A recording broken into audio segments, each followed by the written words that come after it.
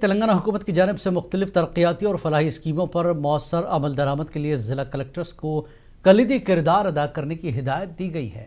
ریاستی وزراء پنگلٹی سرینواس ریڈی، پونم پربھاکر، کنڈا سریکھا اور اڈلوری لکشمن نے ویڈیو کانفرنس کے ذریعے تمام اضلاع کے کلکٹر سے جائزہ لیا۔ منگل کو ریاستی سیکریٹریٹ میں یہ اجلاس رکھا گیا۔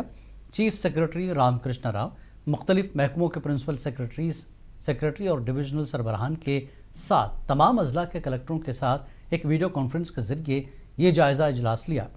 اس میٹنگ میں اندرما ہاؤسنگ، بھو بھارتی، مختلف رہائشی اسکولوں میں کھانے اور بنیادی سہولیات کی فراہمی، ون مہوتسو کے تحت شجر کاری، مہالکشمی اسکیم جیسے اہم امور پر تبادلہ خیال کیا گیا۔ ریاستی وزراء نے مختلف شعبوں میں ضلع کلکٹرز کو ضروری ہدایات دی۔